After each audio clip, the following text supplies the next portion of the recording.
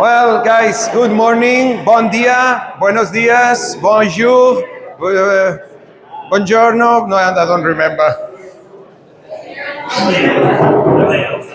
Let's see it again. How? Dubra Utra. No, that one, I know that one, of course. Finish. Great. Great. Kalimera.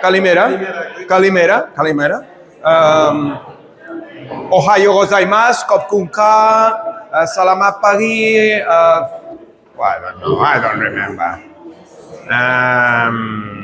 Egunon.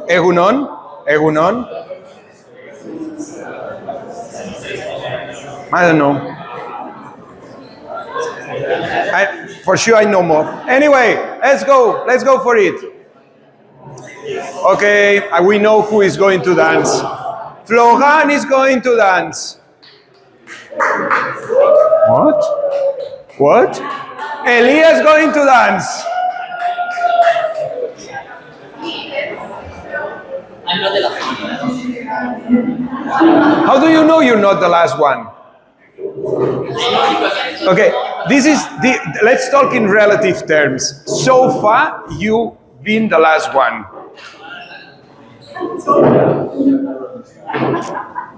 You know that it's a variable of time, so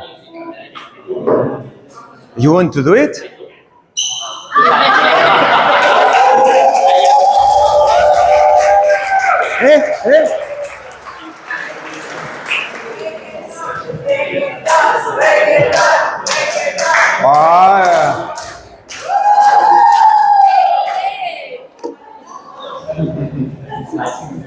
There are limits, guys. There are limits. Reggaeton is one of these. Okay? No. Okay.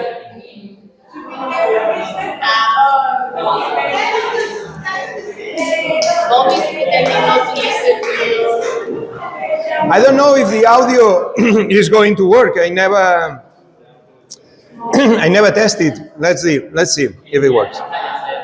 No, the Italian. I don't know how is. Banda de Cuacua. Valo.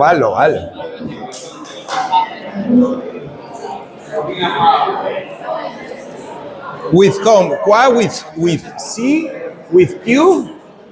How do you spell qua? Del qua. Yeah, there you are.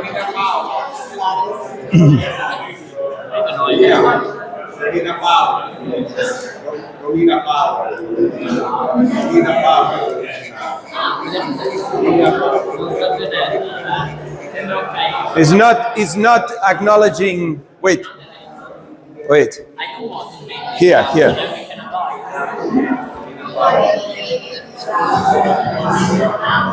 Shh. Please.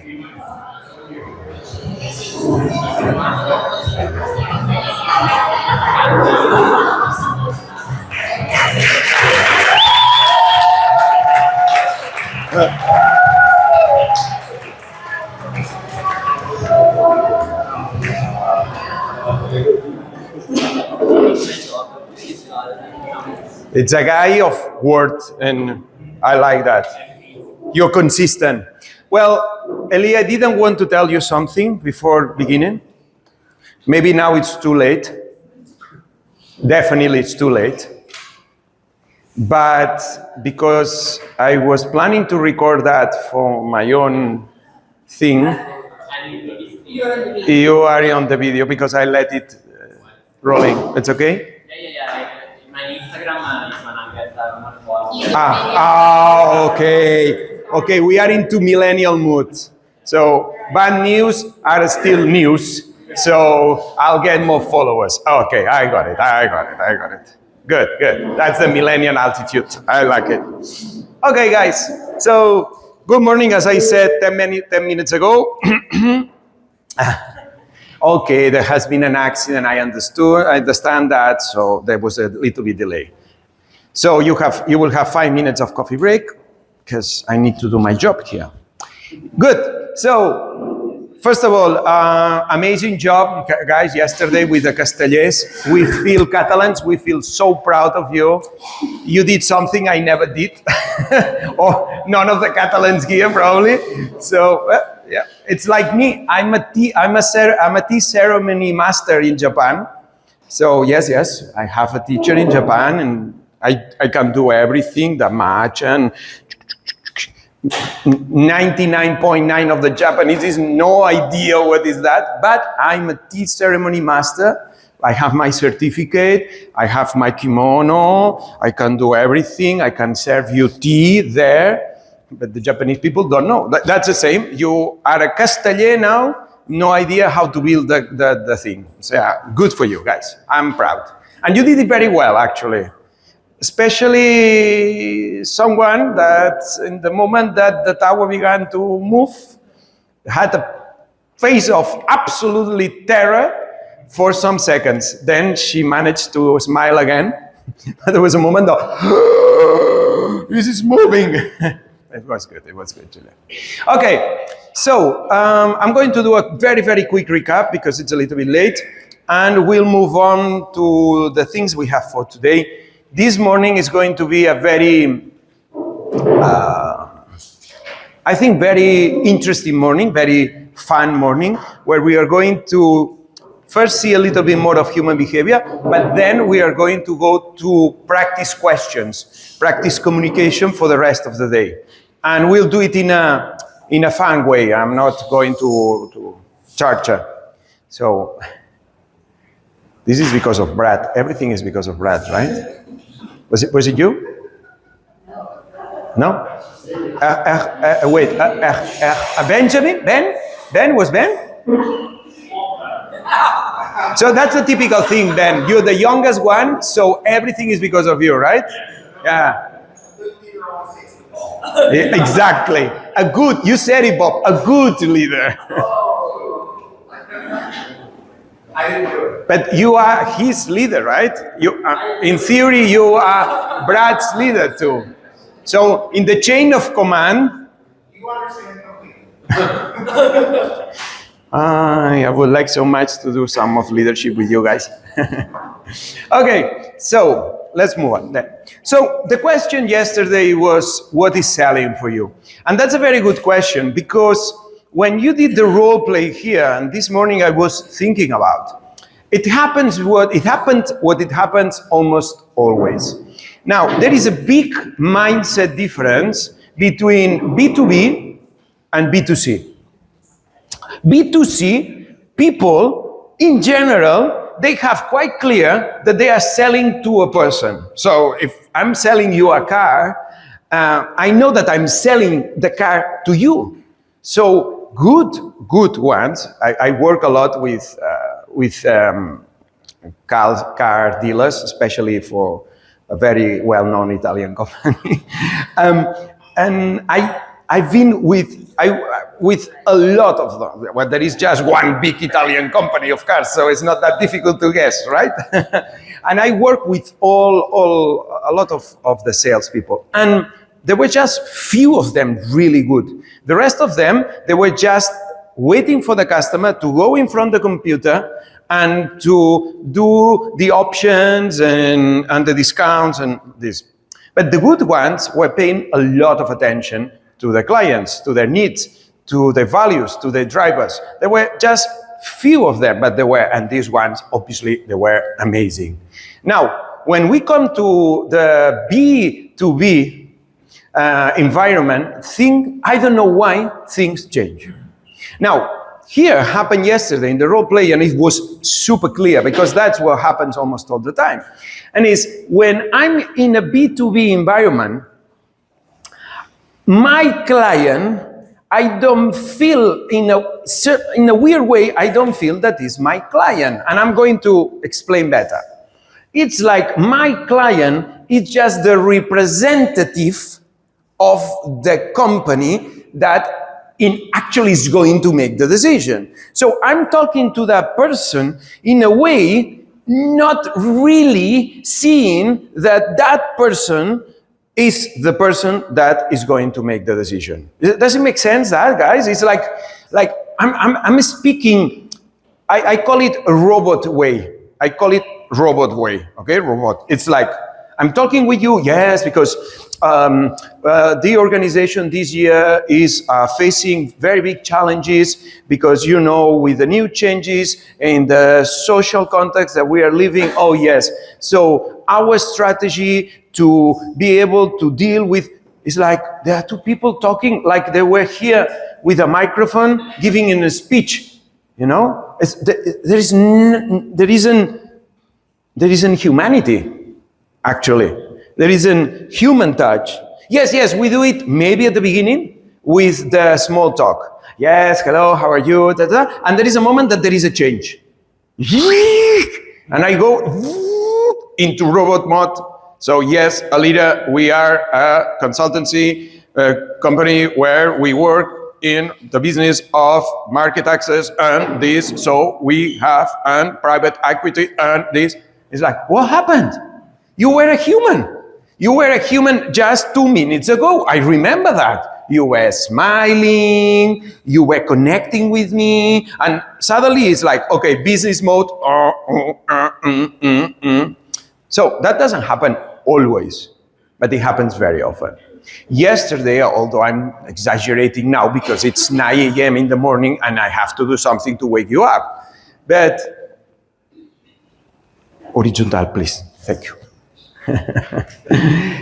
Then the point here is that although I'm exaggerating that, but just to clarify this point, it happened yesterday. It was very clear.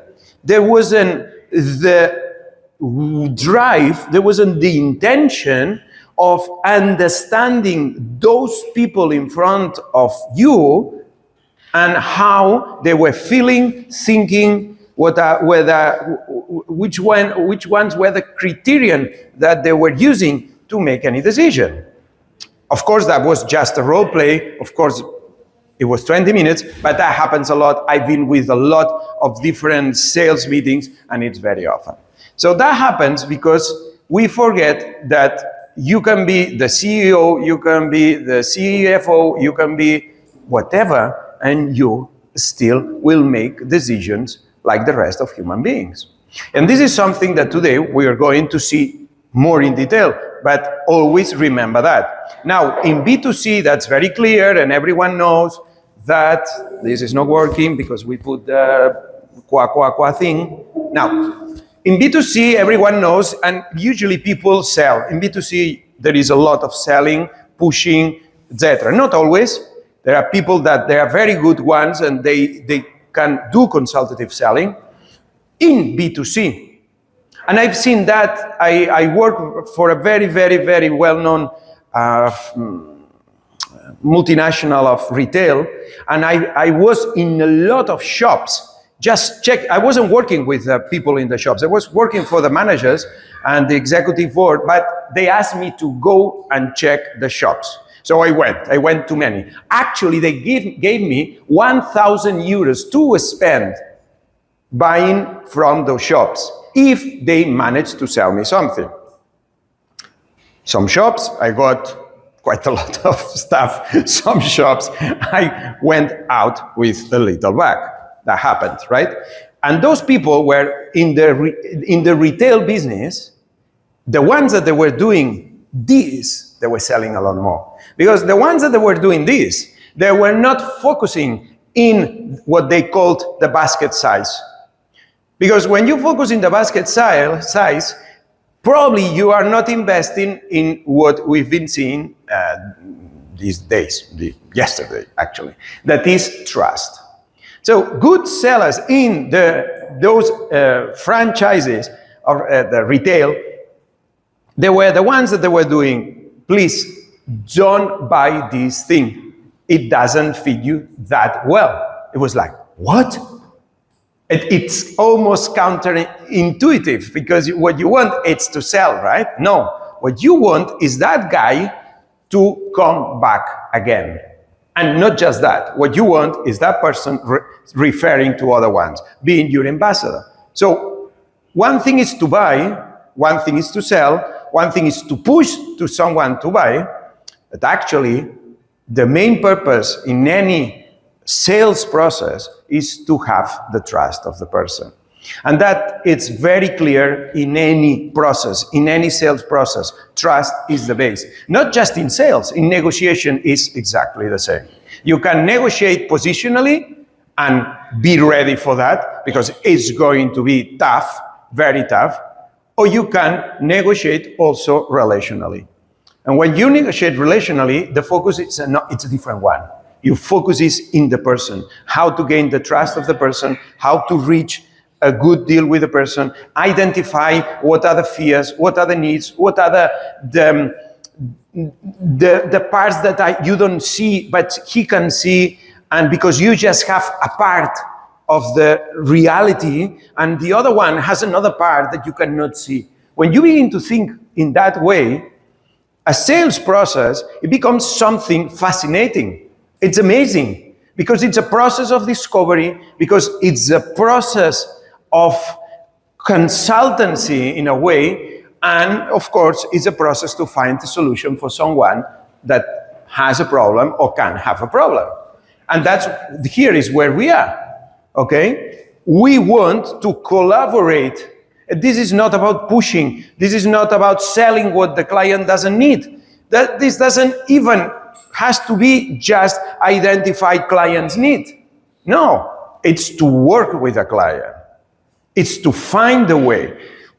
When Luis and Nerea and Ahmad were in that first meeting we had to talk about this, the first thing I told them is this has to be a success for everyone. So we need to work together here. I cannot work alone. I cannot do it by myself. Let's work together and find the best product for you, for all of you. When you have this mindset, selling is not something uncomfortable. Selling is not something aggressive. Selling is just a way to talk about what it comes before being there in the project. It's the step before. There is a step before. At least to find the way to collaborate. So this is the idea, okay? And of course, a lot of you have the mindset of consultancy, which is good. But remember, it's the next step. In order to do consultancy that you love and is something you enjoy doing, there is a pre-consultancy. Let's call it pre-consultancy, which you need to find where to do your consultancy, where to implement your solutions. With this mindset, it's a lot easier to do the sales part. Always understanding that we don't sell anything. We cannot sell anything to anyone. It's like, oh, I'm going to change your mind. You cannot change the mind of anyone unless you are a surgeon. You cannot. What you can do is to interact with the person so the person changes his mind because of the interaction with you. The interaction. You are not so powerful. People change their mind by themselves. So sales, it's okay if you want to call it sales, it's not a problem, but sales put the focus on you. And buying puts the focus on the other person. So you want the other person to buy. So let's find the way that the person buys. Let's go and facilitate that. Okay? So I have one of my mentors in sales, we can call it sales now. It's a American woman from the United States, and I like a lot her approach. She has approach of collaborative selling, and she's a bestseller and everything. If someone wants the reference, I can find it for you. And when I was in her training the first time, she said, my husband had a company, IT company in the 80s. This is an old woman now. And had a company, IT company. I didn't know anything about IT. I didn't know, and he was dealing with everything. But he died. So suddenly, I had in front of me a business that I didn't know anything about, but I had to take over. So she began to go to the clients and she didn't know anything about IT. So she thought, well, what's the only thing I can do here? And it was ask questions.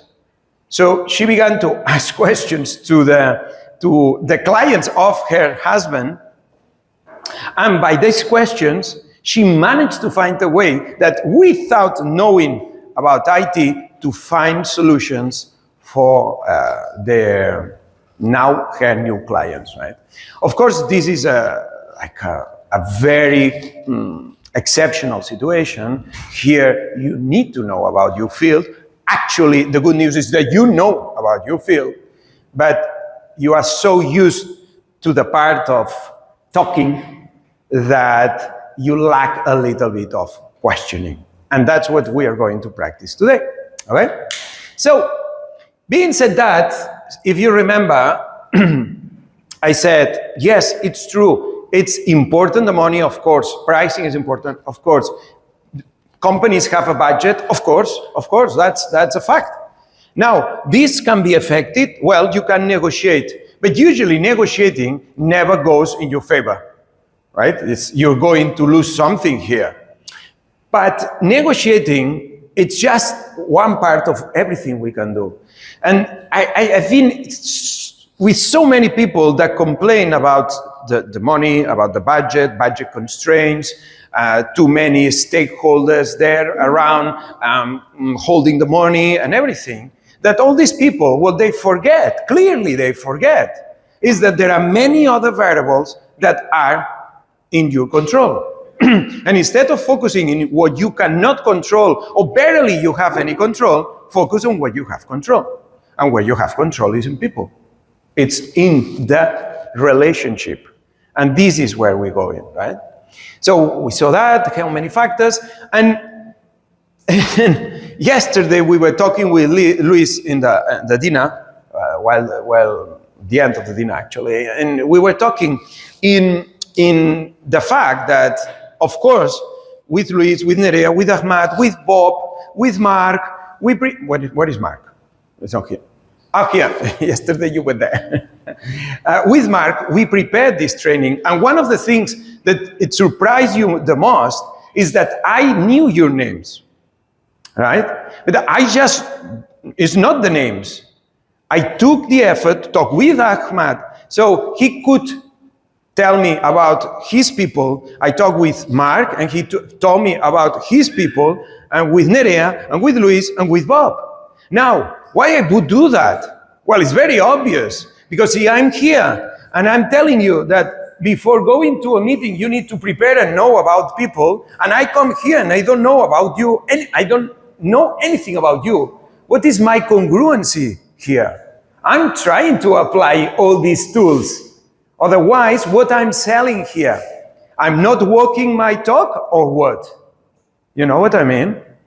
Because, as we know, consistency, congruency is a fundamental part for trust. And you're seeing that I'm applying in this training what I'm training. Because why? Because I want to have your trust. It's very simple, guys. And I want to show you that I care, that I made the effort to know about you, all of you. And of course I know your names. Dario yesterday was like, he came and talked with me and said, by the way, I'm Dario. I said, I know. Of course I know you, Dario. Okay, because I made the effort to know you guys. Okay? So this is how important is preparation. How important is to connect. Of course, I can connect with Brad because he's an engineer, but I can connect with Olga because I know some Russian and I have some Russian experiences in my life. And I try to connect with all of you in a way or another. Why? Because it's important for me to connect, to have a better relationship with you. Okay? Yes? So, preparation is super important. Connection is a big chunk of the cake. The more you connect, the easier is everything. And I don't know how much you know about the Harvard system of negotiation, the Harvard method, but is based basically in preparation in connection, exploring the other person, and then negotiate. Negotiate comes a lot later in the Harvard method of negotiation. So here is where we are. We are trying to build trust. Okay, we are trying to connect with the others. And remember, a leader is important. Yes, it has brand, it has branding, of course. It had, but others' experiences sometimes not very good in a leader, maybe. But doesn't matter really, because 50 to 65% is you. And in order to improve your trust, remember, consistency, super important. Walk your talk. Be consistent. Fulfill everything that you promise, like Elia. Like Elia. Now Elia has my respect, and I trust you more, Elia. By the way, I have a question for you for the break, if you don't mind.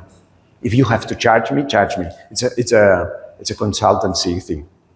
Okay? It's true. Acknowledgement, super important, guys. Here, what it was lacking yesterday, and because it's not easy to do, especially in B2B, is to acknowledge. I can see, Nerea, I can see you concerned about how to keep on track this project. I can see in you, Nerea, that you are interested in this. Mark, I really appreciate, who was with you, right? Who was Mark's super fan yesterday? You, Andrea. Okay. So I really appreciate that you support me, that you trust me. You know what I mean? This is acknowledgement.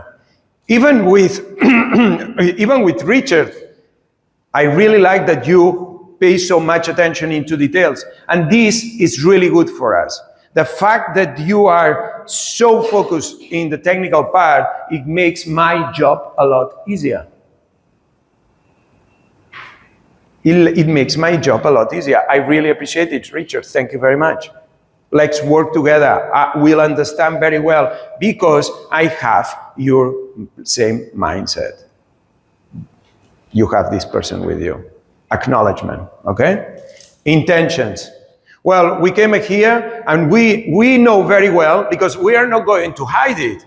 We know very well that we have IQVIA here. We know that they are an important player. We cannot hide that. It's true. They are bigger. They are more spread around the world. They are more well known. And that's why we are going to do a job that will show you, prove you why you trust on us.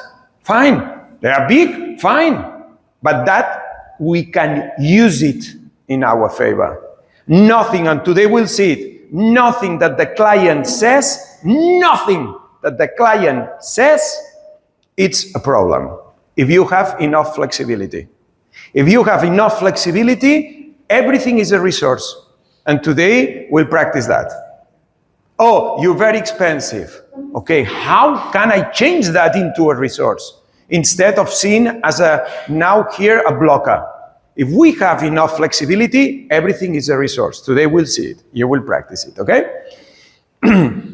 Competence. Well, this is very clear for all of you. Empathy. Again, I can see, Nerea, that you are worried about that. I fully understand. I can fully see that is a matter of concern for you. It would be for me. So let's work together to decrease all these risks that you are seeing, because together, now that you see those risks, we can work in minimizing them. Fine, no problem, okay? I'm past experience. So, we did an exercise, we talk about that, and again, this is very important because one of the things that we ended doing yesterday, it has to be with this, okay? Yeah, the non-verbal is interesting. Yes, you can try to match the other one. Of course, do it elegantly. People will notice it. If you do it a little bit, no one will notice it. I've been doing it for 20 years. Believe me, no one said, stop, what are you doing in front of me? What is this? Never. No one. Okay? Paraverbally, the same. It's not that you copy exactly the voice of the person. But if the person goes faster, you just increase a little bit the speed. If this person goes lower, you decrease a little bit the speed. Remember something, the speed we talk is connected, related absolutely with your physiology. So people that speak faster is because they tend to have a higher heart rate, and it's talking about the physiology. So when you adjust your rhythm of speaking, you're actually adjusting your physiology to the other one. And I'm not going to go into details here, but the heart rate variability of a person, when you take your time to adjust more to the other person, both heart rate variabilities tend then to equalize. It's amazing, okay? So if you just put the intention of matching a little bit that person will feel more comfortable with you. And it's an unconscious thing. Yes? Thanks, Charlie. I have a question regarding the, I think the client says is a problem and the resource when you are too expensive, for instance. Can you give an example? No, not now. No, because I have an exercise for that. So I prefer you, and then we can talk about that, yes? I have a specific exercise. Yes, we'll do it. Because obviously, as you can imagine, it's a very typical request because it happens a lot, right? We'll talk. I have the exercise ready. Thank you. Okay? Good. So the idea is to create rapport, but I was going here to the verbal part. The verbal part is very important, and it's about agreement, okay? Every time you disagree with someone, you're losing a little bit of rapport. Every time that you agree with someone, you are having a little bit more of rapport. What is the problem here? What happens when I don't agree with the person? Do I have to agree? Do I have to be false? Do I have to lie? No, you need to be flexible. Because there are many ways to agree if you are flexible enough to see, oh, I can see your point. Your point is really interesting. Am I saying that I'm agreeing with you? No. Okay, there are many ways to do that. But people, all of us, we feel good when we feel that the other person is agreeing. Because it's validating somehow our view of the world. So remember, the power of agreement, in fact, is going to this part here, this verbal part. Yes, you're right. Yeah? I never thought in that way. And then it's not just agreeing, it's letting the person talk about that. The more someone talks about their point of view, the more it feels connected to you. Because it feels acknowledged, it feels listened. Okay? And active listening, it's not easy as you practiced yesterday.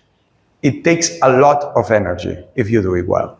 If you're thinking about the golf, the paddle, the walking the dog, while you're talking with the person, it's not very tiring. But when you put your full attention to the conversation, that is super tiring. So you should go out from a meeting exhausted. That would be a good KPI for you, being exhausted after a meeting, because this means that you put energy there. And people require a lot of energy. You require a lot of energy for me. Okay? That's my job. I've been paid to share my energy with you. But in meetings, happens the same. Okay. We saw that. I appreciate that some of you at least came to me and acknowledged the use of that, because it's very useful, okay? To remember that we have three fundamental needs in different proportions, all of us different, but all of us, we have these needs. Relatedness, connection, affinity, it's also called, okay? Need to connect and be acknowledged by the other person. Competence, I need to feel that I have that I'm skillful because otherwise I'm not going to control my environment if I cannot do stuff around me. And that's very important. And these two are very connected. With competence comes autonomy. And with autonomy, it comes also the feeling that I can do something, right? Autonomy is to feel that I'm in charge, that I can make the decisions. If I'm being pushed, I'm feeling the sense of autonomy, and people get very nervous. Even police know this, at least in this country, because what they do is when they stop you and they put you a fine, they say you can pay now or you can wait until the fine comes. This is a false feeling of autonomy, but it's a psychological trick, okay? The less autonomy, the more threatened a person can feel. The less competence, or you don't acknowledge the competence, or you don't agree with the person, or you don't like his point or her point of view, threatened. The less connection, the more rejection, threatened. And when someone is feeling threatened, reptilian. And every time, the more threatened I feel, the least rational I am, the most emotional, the more reptilian, and I begin to take very strange decisions, make decisions. Why? It's just because I'm getting stressed. And stress us a lot. Okay? Good? There was the other version, that was the version of the social version. This is interesting when you think about the company and the relationship in the company between different stakeholders. Important, because power is very important, but also is this deal going to be a good point, a medal in my organization for me? Is it something that I'm being acknowledged for? Okay, so keep in mind, they are very similar, but these are in the environment, in the context of the whole company, okay? It's in terms of the whole company. The other one is in terms of you and me. The other one is in terms of an organization. Good? So far, so good, guys? Yes? Okay, so let's move on to day 2. And I prepared for you a very, very basic human behavior chart, okay? Very basic. The intention of this training is not to give you, to make you experts in human behavior, but to have some knowledge, at least some knowledge about it, okay? And in order to do that, we are going to use a model very used in pharma, especially in pharma. Pharmaceuticals love this model. They love to put colors into doctors, and then you know that. So we'll use it because it has interesting ideas behind, and is the insights disc. It's not the same, but it's very similar. Okay, insight and disc, very, very similar. What I'm going to show you here is the disc version of, the insights version of the disc model. This model is based in Clark and Gaia. These two psychologists, they were using psychoanalysis and different stuff behind, doesn't matter that. But in order to have a very, very general idea, we have these 4 different patterns, which are just patterns. It is make it fun, in a caring way, do it right, do it now. In a different way to say it is, okay, it can be people, and this is very contextual too, but they move more from the part of dominance, direct, decisive, in control of the situation, independent, meaning what are these people looking for? A lot of autonomy. A lot of autonomy, control, okay? And it can tend to be even aggressive. These are the reptilian ones, okay? These people, and sometimes they use some kind of verbal aggressivity there, okay? And raise the voice and, okay? They are here, okay? They are here. Yes, it's more gut. It's more reptilian people, like more instinctive. Okay, and they do things and they are action oriented clearly. And this is just a pattern. But if it helps you to orient yourself a little bit in a meeting, it's good enough for me. The second is the second probably it's quite abundant here. There can be quite a few being here. Okay, why? Because that one is it's let's say the typical engineer, right? The typical tech person, based in compliance, based in processes, in following the processes, in analyzing, in that analytical thinking, doing the things following the process, and all of this, it's more in the blue side. No one is blue, no one is red, no one is yellow, no one is green, okay? No one. This is just a general pattern. But probably if you pay attention, for example, to the areas of the graph, and if they match with the, no, it's a joke. No, but you might have a little bit of that, Liam. You might have a little bit of that. A little bit. Okay? So then you have steadiness. Steadiness is very interesting because it's these people that basically are more in the part of playing in the team.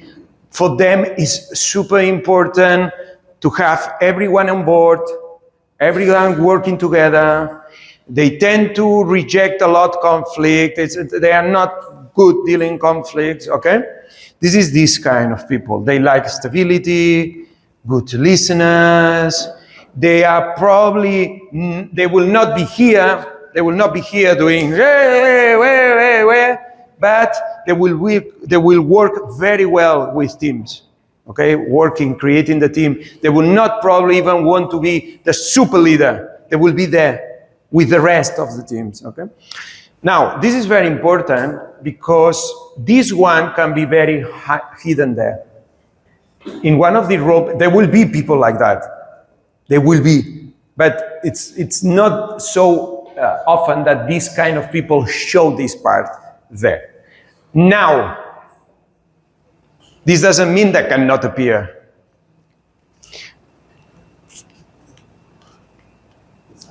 No. I'm just looking at someone that might be a little bit greenish. No, yo no te miro a ti, ¿eh? No, because you don't like harmony, you don't want everyone working together. You know, I used to work in a company, I mean, with our car. So, I'm a belt and I'm red and yellow. And it was very funny because so we're used to separating our now I see, and you realize that with time, colors change. Yeah, exactly. Well, I think that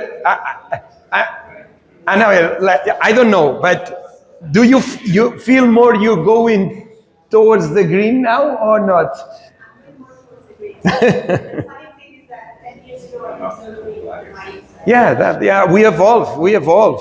And the good thing of that and the bad thing of that is people change, but the important part is that when you're in front of someone, you can see what is more important for that person. That's the whole point here, okay?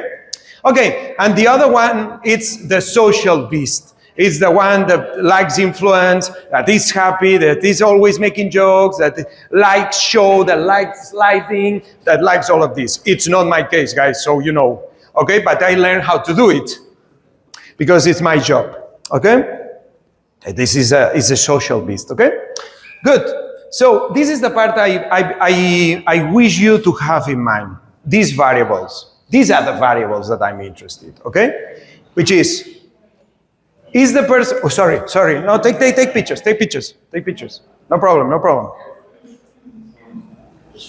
Yeah, everyone did you want to be? Oh, it was me! I didn't get it, I never get it. Okay, so these are the variables that I'm interested. Is the person more introvert or is more extrovert? Where is focusing? More inside, more in that, or more outside? And then it's more task oriented, is more getting the job done, or is more people oriented? That's it. That's it. If you have these 4 variables, you can get a lot of information from the person. Okay? Yes? And of course, if you want, there is a lot on internet that you can learn about that, okay? No problem. I'm sure that there is a YouTuber, an Instagrammer, there is someone in LinkedIn making everyday posts about it, so it's not a big problem. Good? Yes?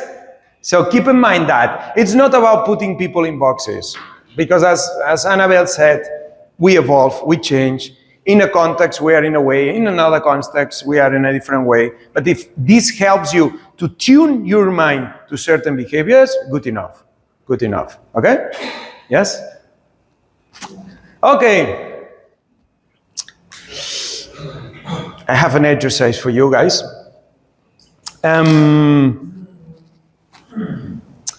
But before the exercise, I'm going to talk about that, because this is going to be the main theme of the rest of the day. Okay? So here we have, in this chart, we have what we are going to do today. Absolutely everything.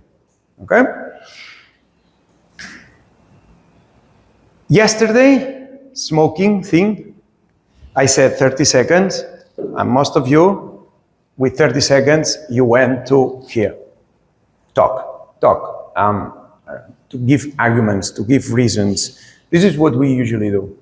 When we are even more pressed, what we do is to give commands. Trust me, take it, believe me.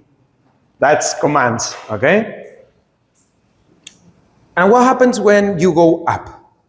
When you go up, the problem is you have less engagement with people. It's you saying it. It's not me.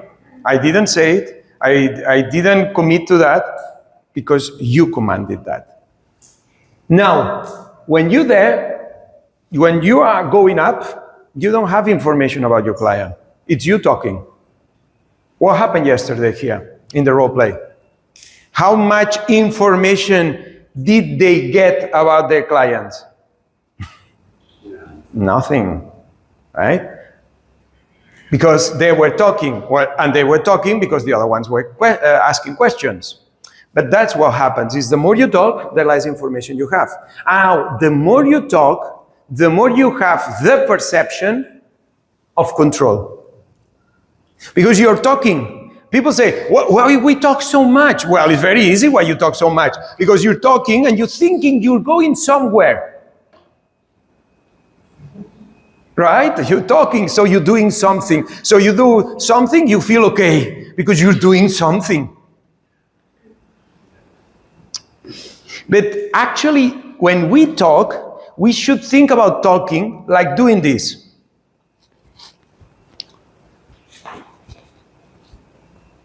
Okay, so far so good, right? But yes, because I'm a Zen master, I'm a tea ceremony master, and I trained in very Japanese no, it's not true. No, I didn't do all of this. But there is a moment that I don't know where I'm going. But I'm walking, yes. I'm doing something, yes. But is it the right way? Is it the place? Can I have, maybe I'll have something in front of me? I would not know.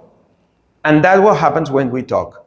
We are going blindfolded. That's the reality. And we don't realize that. Because we don't get any information.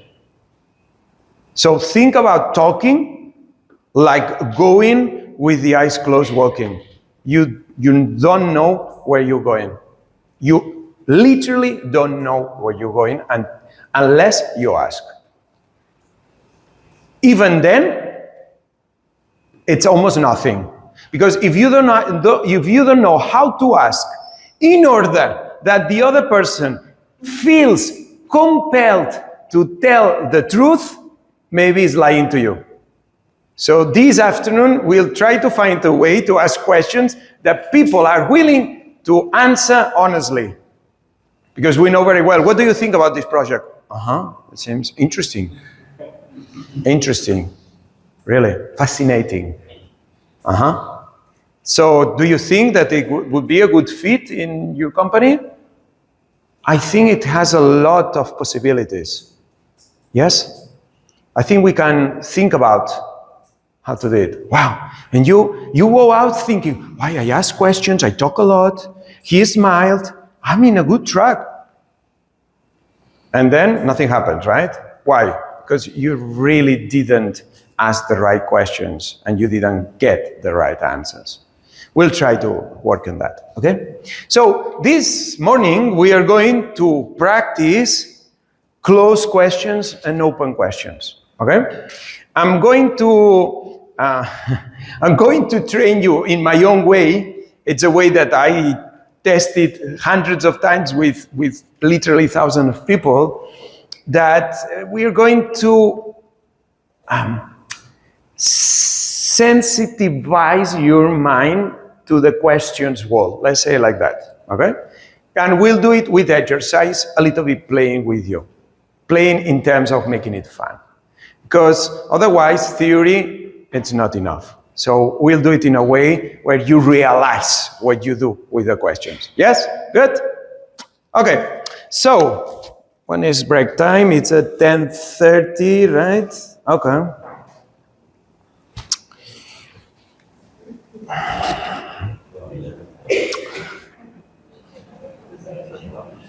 Are you ready for the challenge?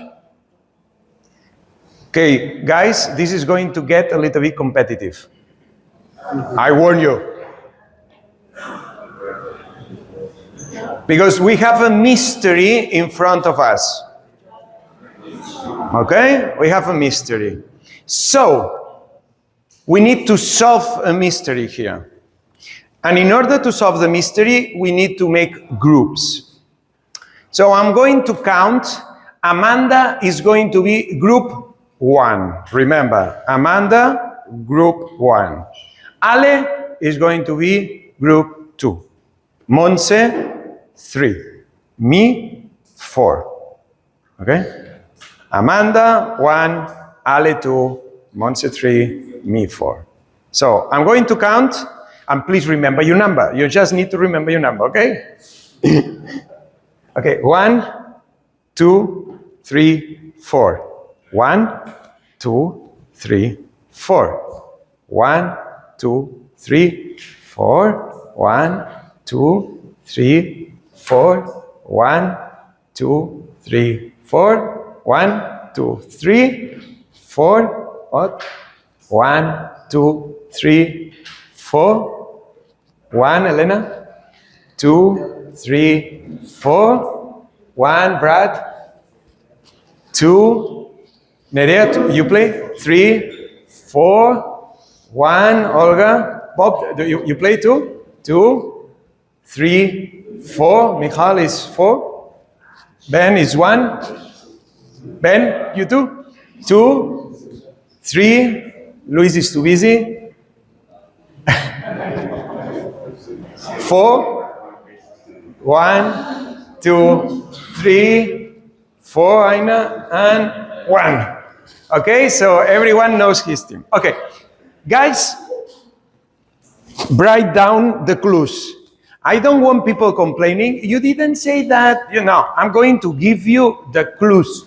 So please write it down, because because some people say, no, that wasn't said. No, yes, that was said. So pay attention, okay? John Brown, he is a male living in London. He's a London citizen, okay?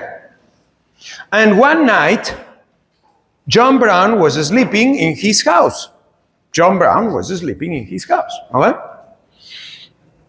And a group of thieves entered and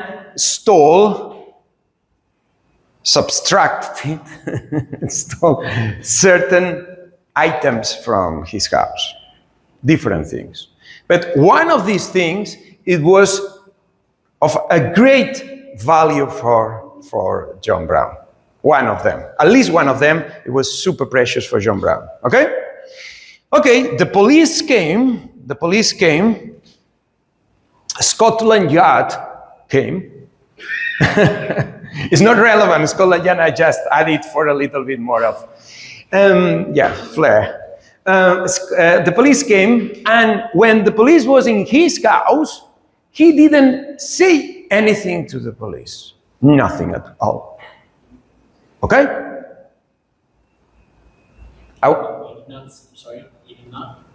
He didn't talk. Okay. The police came, he didn't talk with the police.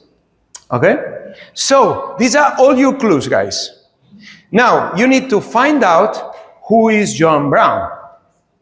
And in groups, you will be able to ask Amanda, Ale, Monse, and me just closed questions. The questions of yes or no. And Amanda, Ale, Monse, and me will just answer with a yes or a no.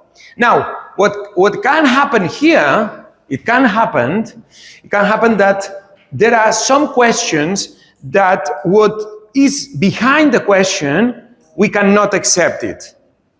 Because if we ask yes, it's like in trials when they say, what was the weapon with that you murdered that person? If you ask about the weapon, you are accepting that you murdered that person, right?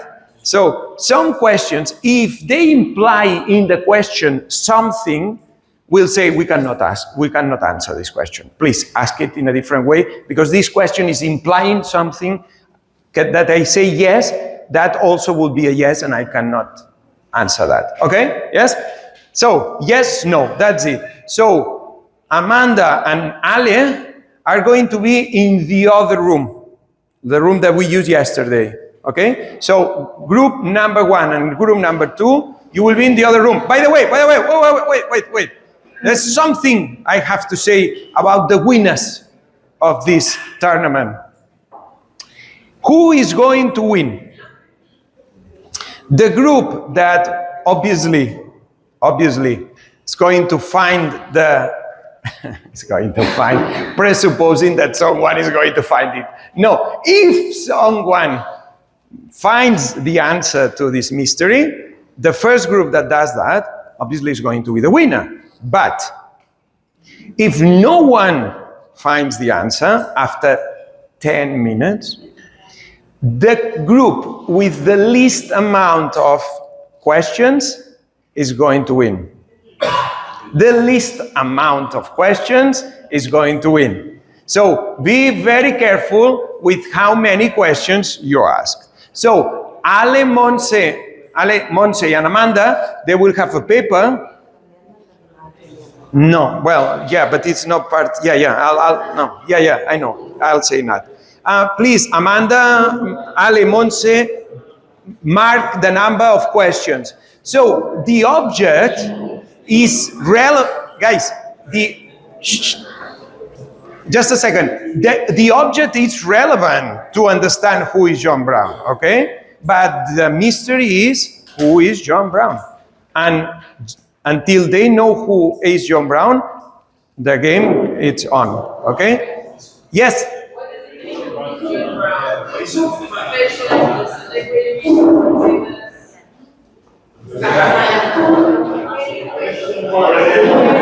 Ask the question if you want in your group.